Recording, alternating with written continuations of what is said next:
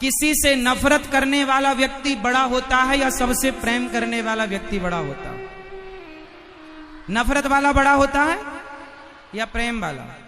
इसलिए प्रेम करना सीखिए, नफरत नहीं, सबसे आपस में प्रेम करो। इंसानियत भगवान कैसे खुश होंगे, क्योंकि ना जाने किस रूप में नारायण मिल जाए। आप जिनसे नफरत करते हैं हो सकता उसी रूप में भगवान आ जाए आपके द्वार पर। इसलिए सबसे प्रेम करो। मैं आपसे प्रेम करूंगा तो मैं श्रेष्ठ बनूंगा, मैं आपसे नफरत करने लग जाऊं तो मेरा नफरत करने से लाभ क्या है ये बताओ? मैं आपसे क्यों ईर्ष्या करूं, क्यों नफरत करूं? आपने मेरा बिगाड़ा क्या है? और कोई बिगाड़ा भी हो तो वो उसके संस्कार हैं, हम नफरत फिर भी ना करें, ये हमारे संस्कार होने चाहिए। तो यदि हमें प्रेम, यदि हिंदुस्तान को जोड़ना है तो जातियां तो व्यवस्था के लिए बनाई गई थी, पर जातवाद नहीं होना चाहिए। क्या नहीं होना चाहिए? जातवाद। आप अपने घर में काम वाली जो बाई आती है, आप उससे कैसी बात करती हो? भैया उससे अच्छे से बात करना चाहिए कि डांट करके के गालियां देकर? कैसे? वो भी इंसान हैं तुम्हारी तरह और हमारी तरह। देखो, इंसान अमीर गरीब नहीं होता, हालात अमीर गरीब बना देते हैं।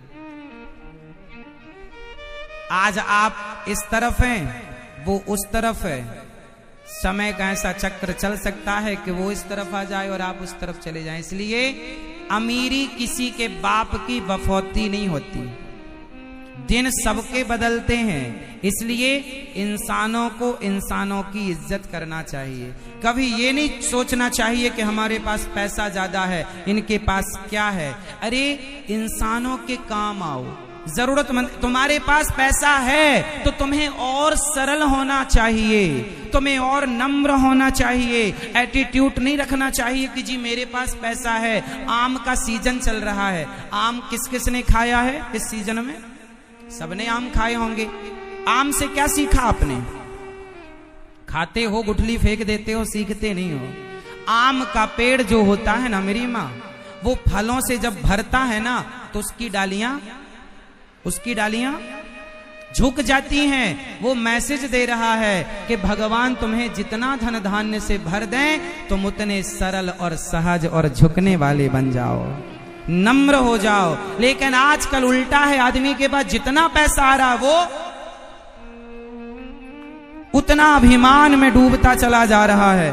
हमारे भैया श्री राजेश जी देखिए ना, भगवान ने इन्हें सब कुछ दिया है, लेकिन इतने बड़े होकर भी इतने नम्र हैं, इतने सरल हैं, सहज हैं कि पूछो ही मत। ऐसी सरलता पैसे वालों में कम ही देखने को मिलती है। जिन पर भगवान की कृपा हो वो व्यक्ति धन पाकर भी अभिमान से बचता है, वरना अभिमान सबको अपने चंगुल में फंसा लेता है। और अभिमान आ गया रावण को। अरे मेरे पास सोने की लंका है, ये बनवासी राम के पास धरा ही क्या है, चलो उसकी पत्नी उठा लेते हैं। रावण ने अपने आप को पैसे वाला मानकर, राम को सामान्य व्यक्ति मानकर उनके साथ गलत व्यवहार किया। आप अमीर हैं, अच्छी बात, लेकिन अमीर हैं इसका मतलब ये नहीं कि गरीबों पर तुम जुल्म करोगे, अत्याचार करोगे। हाँ, लिख लेना, मैंने देखा है जिन अमीरों ने गरीबों पर अत्याचार किया, देखते देखते वो अमीर से ऐसे गरीब हुए कि उनके पास खाने को रोटियां ना रही। मैंने देखा है, मैंने समय बहुत देखा, मैंने जीवन में अनुभव बहुत पाया, मैंने अच्छे अच्छे लोगों को देखा, धन्ना सेठों को देखा, पर जब पैसा था सीधे मुंह बात नहीं करते थे। अभिमान इतना था कि तुम्हें धूल में मिलाने की बात किया करते थे, तुम्हारी औकात क्या है, ऐसी बात करते थे। लेकिन समय ने उन्हें ही धूल में मिला दिया। इसलिए धन आए तो और जिम्मेदार हो जाना। हे विधाता, आपने मुझे दिया है तो जरूर किसी उद्देश्य के लिए दिया है। धन आवे तो धर्म से जोड़िएगा, अच्छे कार्य कीजिएगा, परोपकार कीजिएगा, सेवा कीजिएगा, जरूरतमंदों की, गरीबों की, दीन दुखियों की, क्योंकि समय सदा एक सा नहीं रहेगा। आज आपके पास बहुत पैसा है, आप मुझे लिखकर दे सकते हैं कि आज के 10 साल बाद भी इतना रहेगा? आप मुझे लिखकर दे सकते हैं कि 20 साल बाद भी इतना रहेगा? लिखकर दे सकते हैं कि 5 साल बाद भी इतना रहेगा?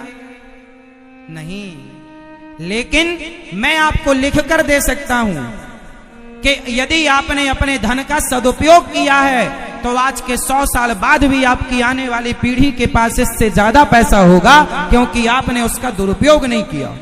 सदुपयोग किया है तो मैं लिख के गारंटी लेता हूं, और आपने दुरुपयोग किया है तो दुरुपयोग जो करता है अपने धन का, अधिक से अधिक बेईमान आदमी का 10 साल धन चलता है। इसलिए बचिए हर बेईमानी से। और जितना धन दें भगवान उतने क्या बनना है आपको? जोर से जो मेरी मां बोलो, सरल। क्या बनेंगे? सबको गले, तुम्हारे घर में काम वाली बाई आती है, उसे भी प्यार से बोला करो, उसे भी अच्छे शब्दों का प्रयोग किया करो। अपमानजनक शब्द नहीं बोलना चाहिए। यहाँ ये झाड़ू क्यों नहीं की तूने? नहीं, उचित। कई बार तुम्हारे घर में छोटे छोटे बच्चे ना ये मानते ये तो काम वाली है, उसके लिए भी गलत शब्दों का प्रयोग। तुम बोलती नहीं हो ना, तुम्हारे बच्चे उससे छोटे हैं। धन दौलत अपनी जगह होगा, आप अपने बच्चों को इंसानियत सिखाइए कि इंसानों से बात कैसे की जाती है। पैसे की अकड़ में ना रहना साहब, पैसे की अकड़ में ना रहना। एक अच्छे इंसान बनो, एक अच्छे इंसान बनो। अच्छा एक बात बताओ, आज मैं आपको बिजनेस करने का भी तरीका बताता हूं। आप नौकरी करते हैं, मैं कहता हूं हमेशा नौकरी मत करना, नौकरी देने वाले बनना, लेने वाला नहीं। ये मैं हमेशा कहता हूं। एक चीज मैं आपको समझाऊंगा आज, वो ये है कि अच्छे व्यापारी के क्या लक्षण होते हैं। बताओ, एक अच्छा व्यापारी कौन हो सकता है? एक अच्छा बिजनेसमैन कौन हो सकता है? एक अच्छे बिजनेसमैन के लक्षण बताओ क्या होते हैं? क्या बताया आपको? जिसे अच्छा व्यापारी बनना हो, जिसे अच्छा बिजनेसमैन बनना हो, वो पहली बात याद रखे कि जो अच्छा व्यापारी होगा उसे अच्छा व्यवहारी बनना पड़ेगा। जिसका व्यवहार अच्छा है उसका व्यापार, जिसका जोर से, जिसका व्यवहार अच्छा, जिसका व्यवहार गुड, जिसका व्यवहार अच्छा उसका व्यापार अच्छा, जिसका व्यवहार बिगड़ा व्यापार बिगड़ा। इसलिए बच्चे आगे चल के सफल होंगे, उस सफलता में भी उसका व्यवहार मायने रखेगा। इसलिए बच्चों को अच्छा व्यवहारी बनाओ कि बेटा अपने से बड़ों से व्यवहार कैसे करना चाहिए, बात करने का तरीका समझाओ बच्चों को। बेटा अपने से बड़ों से कैसे बात की जाती है, रे बे तू तड़ाक करके बातें नहीं, सदा आदर से। आपसे छोटा भी क्यों ना हो लेकिन आप उसका भी आदर कीजिए। आदर करने से, सम्मान देने से सम्मान प्राप्त होता है। यदि आपने सम्मान नहीं दिया किसी को तो वो आपको सम्मान, सिंपल है ना, फंडे हैं व्यवहार के, शिष्टाचार है ये सब। यदि आपने मुझे सम्मान दिया तो मैं भी आपको दूंगा। आपने अपमान किया है तो भले मैं अपमान ना करूं पर सम्मान की उम्मीद मत रखिएगा। क्यों जी, सही है।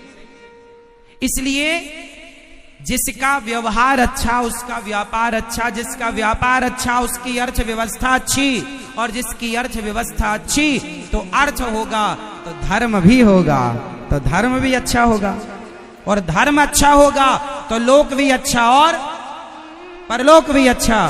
तो व्यवहार के ऊपर की बातें बताई मैंने, अब नीचे की बताता हूं। यदि व्यवहार अच्छा करना हो तो क्या करना पड़ेगा? अब आप बताओ। व्यवहार अच्छा तो व्यापार अच्छा, ये तो सुना आपने।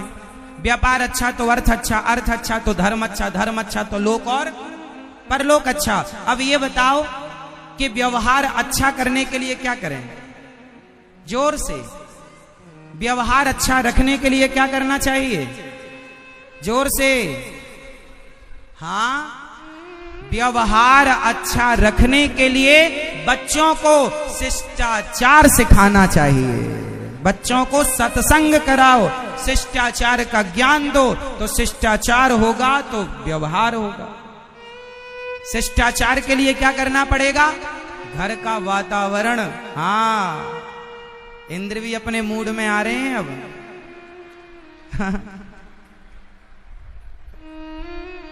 उनको लग रहा है कि हम भी चलें कथा सुनने, सारे मेरठ वाले गए हैं, आओ। है ना मेरी मां? चलो, तो आज से कितने लोग अपने से बड़ों का या छोटों का सम्मान करेंगे, आदर करेंगे? बच्चों को आदर करना सिखाएंगे। क्या सिखाएंगे? आदर। और आदर सम्मान करिएगा सबका। और एक चीज मत करिएगा, क्या? अभिमान। क्या नहीं करना चाहिए? अभिमान नहीं करना चाहिए। अभिमान करेंगे तो रावण का सर्वनाश हो गया। किसके चक्कर में? मैया, ओ मेरी प्यारी मां, किसके चक्कर में सर्वनाश हुआ? अभिमान। आदमी अपने आप को बहुत बड़ा मान लेता है। मैं ये, मैं वो, मैं वो। आज मैं बता दूं सबकी औकात क्या है? बता दूं? हाँ या ना? बुरा तो नहीं मानेंगे? जब आदमी के पास थोड़ा पैसा आता है ना, तो सामने वाले से क्या बोलता? तेरी औकात क्या है? तू क्या है? तू कौन है? जानता है मुझे मैं कौन हूं? जब कभी कोई आपसे उलझे इस तरह, तो आप उसको क्या जवाब दें? मैं वो जवाब दे रहा हूं आपको। देखो, इंसान को हमेशा एक चीज याद रखनी चाहिए। ये जो अभिमान करने वाले लोग हैं, वो इसलिए अभिमान करते हैं क्योंकि उन्हें अपना स्वरूप भूल चुके हैं। वो अपने आप को भूल गए हैं कि मैं कौन हूं। एक आदमी बोला, महाराज जी मेरा बहुत बड़ा घर है। तो एक संत जी बोले, अच्छा? उसके घर में उसने बोला कि महाराज जी पूरे जिला में सबसे बड़ा घर मेरा है। तो संत जी वहां पर थे, तो वहां पर एक ग्लोब रखा हुआ था। ग्लोब जानते हैं? मानचित्र। संत जी ने ग्लोब को घुमाया और उस अमीर आदमी से पूछा, भैया जरा इस ग्लोब में, इस मानचित्र में जरा बताओ कि भारत कहां है। उसने ढूंढ करके बताया, तो पूरे ग्लोब मानचित्र में इतना सा क्या होता है? इतना सा भारत। ये रहा भारत। ये पूरी दुनिया के नक्शे में भारत कितना बड़ा है? इतना सा, इतना भारत है। अब भारत इतना है, तो पूछा संत जी ने, भैया जरा बताओ इस भारत में तुम्हारा राज्य कहां है? अब उसने राज्य ढूंढा उस भारत। राज्य ये रहा, ये यूपी। ये रहा, ये यूपी। यूपी। अब यूपी में जरा ढूंढो तुम्हारा जिला कहां है? तुम्हारा जिला? उसने ढूंढा तो कहीं एक बिंदी रखी थी, हल्का सा नाम लिखा था, बारीक। जिला लिखा हुआ था मेरठ। अब मेरठ तो मिल गया मैप में। अब संत जी ने कहा, चल बता अब तेरा घर कहां है, इसमें जरा मुझे दिखा। इसमें तुम्हारा घर कहां है? दुनिया के नक्शे में हमारी तुम्हारी हैसियत क्या है? दुनिया में आप और हम कितने बड़े हैं? इसलिए ये अभिमान मत रखो कि मैं कुछ हूं। हमेशा ये भाव रखो कि हे प्रभु, जो कुछ हमारे पास है वो आपकी दी गई जिम्मेदारी है, हम उसे निभा रहे हैं। बस हमारा अपना कुछ नहीं है। जो है प्रभु आपका दिया प्रसाद है।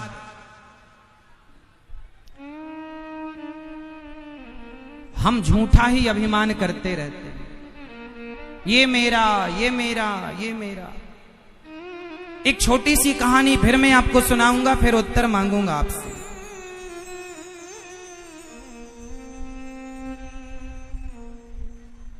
अच्छा ये बताओ, आपके घर में आप कितने लोगों का पालन पोषण करते हैं? आप कितने लोगों को खवाते हैं? मैया आप कितने लोगों को खवाती पिवाती हो? आप बताओ, आप कितने लोगों का भरण पोषण करते हैं? उत्तर दो। जो जितने लोगों का करते हैं उतने हाथ, उतनी उंगलियां उठाएंगे।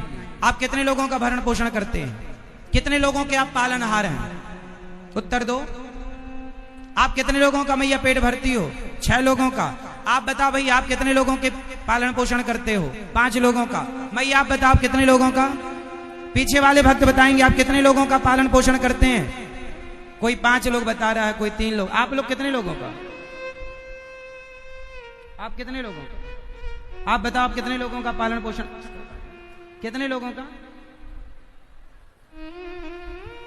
कोई कहता है मैं 2 लोगों का पालन करता हूं, कोई 4 लोगों का, कोई 6 लोगों का, कोई 10 लोगों का, कोई 20 लोगों का परिवार है, मैं 20 लोगों का पालन पोषण। तो याद रखिएगा, आप इस गलतफहमी से उबर जाइएगा कि आप किसी के पालनहार हैं। आप किसी को कुछ ना खिलाते ना पिलाते, सबके पालनहार भगवान हैं। पहला तो अपने आप को इस अभिमान से नीचे उतारो कि मैं किसी का पालन करता हूं। मैं किसी का पालनहार नहीं हूं, क्योंकि मैं नहीं रहूंगा तो भी लोग रहेंगे। मैं किसी को रोटी खिलाता हूं, ये अभिमान हटा दो। भगवान सबको खिलाते हैं, ये बात ऐड करो। और मैं नहीं रहूंगा तो भी लोग भूखे नहीं रहेंगे, क्योंकि सबको खिलाने वाले हम अभिमान करते हैं। किस तरह?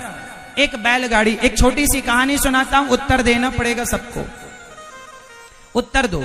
एक बैलगाड़ी जा रही थी, किसान ऊपर बैठा था, बैलगाड़ी चला रहा था। नीचे से एक कुत्ता, किसान का पालतू कुत्ता, बैलगाड़ी के बीच में सेंटर पर चल रहा था। कुत्ता बीचों बीच चल रहा था गाड़ी के। तभी बगल से गधा निकला। तो गधे ने कुत्ते से कहा, कुत्ता भाई कैसे हो? कुत्ते ने कहा, मजे में है, पर थोड़ा अभी ज्यादा जिम्मेदार हो गए हैं हम। क्या जिम्मेदारी आ गई है? बोले गाड़ी हम चला रहे हैं आजकल। गधे ने कहा, कर दी गलत बात। अरे गाड़ी कुत्ता तुम नहीं चला रहे हो, बैल चला रहे हैं। कुत्ते ने कहा, कर दी ना गधों वाली बात, इसलिए तुम गधे हो। ये गाड़ी हम चला रहे हैं। कुत्ता बोला, गाड़ी हम चला रहे हैं। ये कुत्ते, ये बैल हमारे बॉडीगार्ड हैं। ये बैल हमारे बॉडीगार्ड हैं, सिक्योरिटी है हमारी, बड़ा खतरा है। गधे ने कहा, अच्छा गाड़ी तुम चला रहे हो तो स्टॉप, रुको रुको। अब कुत्ता रुका तो गाड़ी, अकस्मात गाड़ी भी रुक गई। और जब गाड़ी रुकी तो कुत्ते की छाती, मैं सही कह रहा था ना, तू गधा नहीं माना। गधा बोला, अच्छा चल। कुत्ता चला, अकस्मात गाड़ी भी चल पड़ी। अब उत्तर आप दो, गाड़ी कौन चला रहा था, कुत्ता या बैल? उत्तर कौन? गाड़ी तो बैल ही चला रहे थे। ये कुत्ता अभिमान करता जा रहा है, अभिमान में कहता मैं चला रहा हूं, मैं। बताओ वो कुत्ता कौन?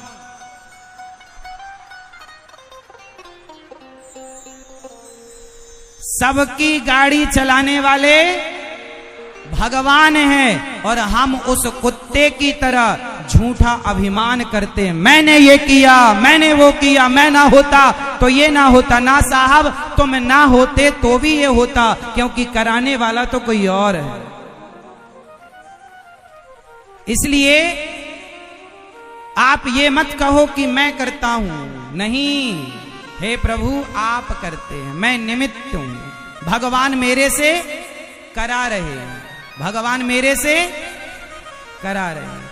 तो आप कभी अभिमान करके ये ना कहें कि मैं करता हूं, कुत्ते की तरह मैंने ये किया, मैं चला रहा हूं। सबकी गाड़ी कौन चला रहा है? जोर से, सबकी गाड़ी चलाने वाले। और हम किसकी तरह अभिमान करते हैं? उस कुत्ते की तरह। तो आज से आप लोग उस कुत्ते की तरह अभिमान कौन कौन नहीं करेगा? जो नहीं करते थे वो भी हाथ उठाएंगे और जो नहीं करेंगे वो भी हाथ उठाएंगे। अभिमान से बचो और जो है भगवान की कृपा मानो। तो आज से कितने लोग इस अभिमान से बचेंगे और अपने आप को सदा भगवान का दास मानेंगे। नाथ सकल संपदा तुम्हारी, मैं सेवक समेत सुत नारी। ये चौपाई आपको याद करनी है और रोज सवेरे बोला करो, मेरे संग गाओ। नाथ सकल संपदा तुम्हारी, नाथ सकल संपदा तुम्हारी। क्या मतलब हुआ इस चौपाई का? नाथ सकल संपदा तुम्हारी क्या मतलब हुआ? अर्थ बताओ। हे नाथ, ये सारी संपदा, ये सब कुछ नाथ सकल संपदा तुम्हारी, मैं सेवक समेत सुत नारी, मैं सेवक समेत सुत नारी, मैं सेवक समेत सुत नारी। मैं सेवक आपका प्रभु, बेटा परिवार सहित मैं आपका हूं। अभिमान ना करना।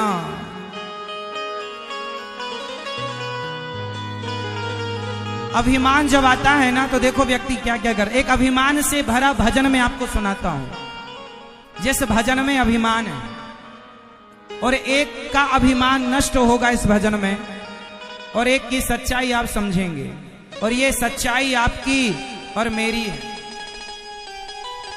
जब अभिमान आए तो अपनी एक बात याद रखिएगा, आदमी कितनी भी बड़ी गाड़ी में रहता हो, कितनी भी बड़ी गाड़ी में चलता हो, कितने भी बड़े बंगले में रहता हो, पर जब आखिरी यात्रा होगी ना तो लकड़ी की डोली पर होगी, अर्थी पर होगी, और उस अर्थी पर हमें और आपको बांध कर ले जाया जाएगा। शमशान में ले जाकर चिता पर रख दिया जाएगा और जल जाओगे तो जलने के बाद क्या बचेगी? जोर से क्या बचेगी? राख। राख बचेगी, राख। क्या बचेगी? वो राख हूं मैं, वो राख हूं मैं। आज अनिरुद्धाचार्य है, भविष्य में ये राख बन जाएगा। आप में से कितने लोग भविष्य में राख बन जाएंगे? सब हो जाएंगे। अब बताओ, अकड़ किस बात की? अभिमान किसका? एक दिन आप पूरे के पूरे 50 रुपए के घड़े में समा जाएंगे। 50 रुपए के घड़े में आपकी राख आ जाएगी और आपको लोग ले जाएंगे। बड़ी बड़ी डींगे, बड़ी बड़ी बातें, बड़े बड़े बंगलों में रहने वाला एक दिन मुट्ठी भर राख हो जाएगा, फूंक मारने से उड़ जाएगी। अब घमंड बताओ किसका करें? हमारे पास क्या है घमंड करने जैसा? इसलिए इंसान बन करके रहो, ज्यादा उड़ो मत, ज्यादा उड़ो मत, इंसानों की तरह रहो। क्योंकि आप और हम एक दिन, कितने अभिमानी घड़े में समा गए, सब कुछ समाप्त हो गया, क्या बचा?